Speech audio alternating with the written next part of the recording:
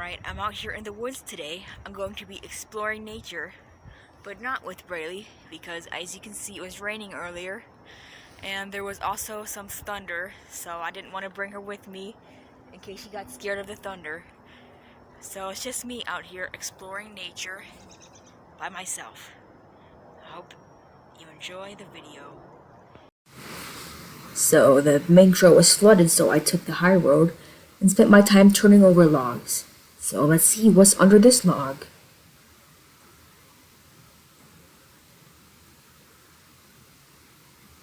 It looks like we have found the secret hideout of the 17-year cicadas. This is called the Pharaoh cicada, which comes about every 17 years. And this summer is when they're going to come out, and we're going to be right at the epicenter here in Illinois. So if you're wondering where these guys hang out for the whole 17 years, they live underground until they're mature enough to come out and be adults. So these ones are closer to the surface because they're sensing that it's almost time to come out. Then, in addition, there's this insect here that's called a sweat bee. And these bees are not like honeybees because they live independently and do not build hives. So what this sweat bee is doing right here is that they like to look for rotting logs and then lay their eggs in them. Those are not sweat bee eggs. Those are probably snail eggs or worm eggs. I don't quite know how to tell the difference. But, yep. And there are some more snail eggs with a snail next to them, which could potentially be the mother of those eggs or the father, because snails are hermaphrodites, so they have the ability to both lay eggs and fertilize eggs, so you never know which one is which.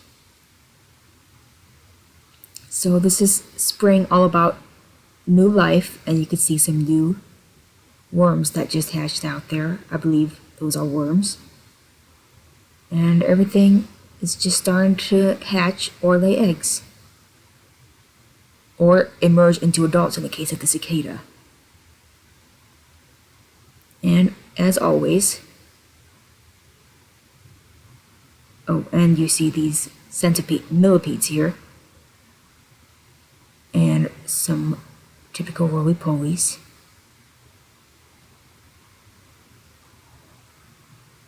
And some slugs. Those are the type of things that like to live under logs. Say goodbye to our Pharaoh cicada and our sweat bee. And as always, well, these holes are all harboring cicadas, but that's the only one that wanted to come out and say hi. And we always leave things the way that we found them, by putting it back. Over here under this log is another cicada that popped out, and I guess he got shy when he saw me and wanted to go back into his hole. But yeah, these are called Pharaoh cicadas. You can tell that they're not the same as the regular annual cicadas that come out because, well, those ones only come out in late summer, and now it's spring, and they're going to be coming out in early summer, probably about May or June. But you can see that they have red eyes, which is the key distinct feature of the Pharaoh cicada. Now these ones only come out every 17 years. Back in 2020, we had the 13-year cicadas that came out, and they were everywhere. And I was 14 at the time, so those cicadas were almost as old as me. So I think those 13-year cicadas belong to a genus called Magi cicada. But the 17-year cicadas apparently are going to be more numerous. I wouldn't know. The last time they were coming out, I was 1 year old, so this will be my first real experience with these Pharaoh cicadas. So we'll just watch him go into his hole. You can see over on the right. I don't know much about snails or worms or anything like that, but those are either eggs of some type of mollusk or something like that, or they could be newly hatched snails with their little translucent shells. I think that newborn snails also look like that, but I wouldn't be able to tell the difference fully between that. One thing I've also mentioned earlier is how mushrooms, the ones that we see, are just the fruiting bodies of the fungus, and it's not the actual bodies. They're just reproductive structures, like an apple that's growing on a tree. But over here you can see this root that's running throughout the tree. It's like a black vine-looking thing. And it could just be a black vine. I'm not very knowledgeable about the hyphae of mushrooms, but yeah, the actual body is called the hyphae, and it looks like roots like that. Some of them are bigger, some of them are smaller. One species that has very big rhizomorphs is what they call them, like that is the honey mushroom. So the genus Amalaria. So, like, for example, the thing on top, the white thing with the pores, is the fruiting body of the mushroom, the part that you can see very clearly and think of typically as a mushroom. But that system of vine-like structures, they're not roots or... Alright, over here in this small piece of leaf, we see a young roly-poly who looks kind of pinkish. And they're normally kind of grayish. And on the other side are these white shells that the roly-poly probably just cracked out of when it got too big for it, and it's going to reach its new stage of life. Over here, that's what I call a proud father of his growing child. I'm just kidding, I don't know if that's actually the father, but this is them reaching new stages in life. Over here, you can see a bunch of these black beetles that are living under the log. These are from a large family of insects called ground beetles, or carabids. And they're pretty common here. There's a whole bunch of them. And I think they're very happy to be down there because right over here is their food source. You've got some nice maggots that are living there. You tell that they're maggots because they don't have legs, whereas a beetle larvae would have legs.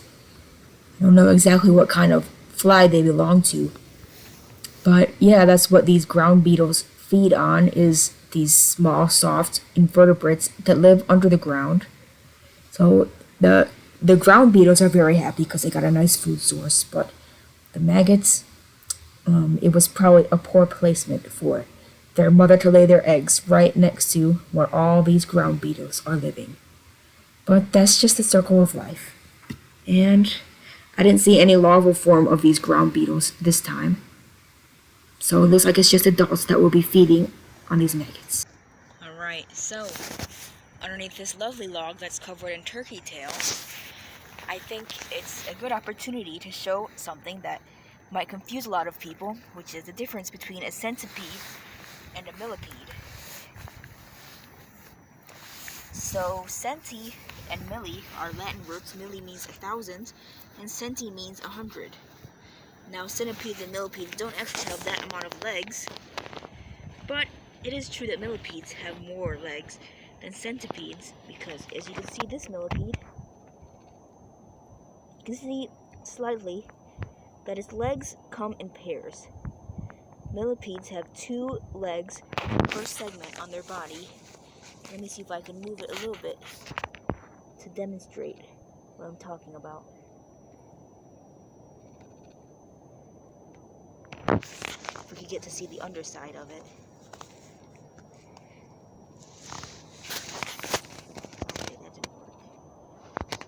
But I hope you saw from the earlier shot I got of it. Then our centipede, I don't know where it went. Those guys are usually faster than the millipedes. As you can see, all this one did was curl up in a ball. Oh, there's another millipede. Well, over here is our centipede, the brown one. We'll turn it over and get a look at it.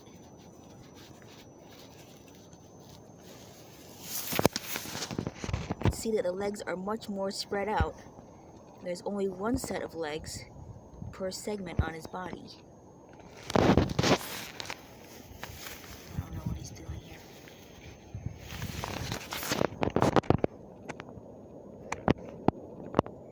There you go, that one's quite clear to see. So that's the difference between a millipede and a centipede. Alright, growing on this log, we have this mushroom here that's growing with the top of the cap facing down and the pores are facing up. Some of them are growing off the edge like a typical mushroom, while some of them just grow straight out of the log. So if I had to guess, The reason why these are upside down is that maybe when these first started growing, they were right side up because this log was flipped over. Somehow the log got turned upside down and all the mushrooms are upside down too.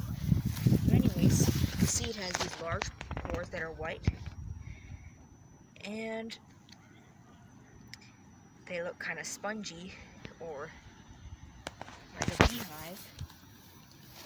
And then on the top side of the surface, it is white, but this one got really dirty, so it's not quite white anymore. And it's quite fuzzy as well. So this is the trametella trogii, which is the scientific name for this mushroom. It doesn't have a common name, but I think if I was in charge of coming up with a common name for this mushroom, I would call it the beehive mushroom or the wasp hive mushroom, because the pores look like maybe the holes of a beehive or a wasp nest, in my opinion. And also, in my opinion, I think it also smells like a wasp nest. Now, that could have an actual purpose, like it's trying to mimic a wasp nest so that animals could build their homes in here, but I don't exactly know that much about it. And if you turn over the log, you see, of course, some new growth, new sprouting. And since it's spring, new life, I showed a lot of eggs earlier. But in addition to those eggs, we've got some new hatchlings. This is a little baby earthworm. And up here, a little baby roly-poly. So this is all the new life that spring brings. Oh, here's some really young earthworms here. So, yes, this is recently Easter. So, of course, there's a lot of eggs flying around. And plenty of new life to show. Over here, what I found is what's called a case-bearing leaf beetle, which was hanging from a string of silk that it made. And you can see there's a little case of, organic material. There's a little larval head popping out, and you can see that it has a hard head and 6 legs, so you know that it's a beetle larva. Now, the case-bearing leaf beetle is named after this stage on its life cycle, which is the larval stage. The reason why they're like this is because when their mother lays the eggs, she coats it in her poop, which makes a nice case for them to live in, and when they hatch out, they just pop their head and legs out and walk around in that. And they will add to it with their own feces and anything else that they might find.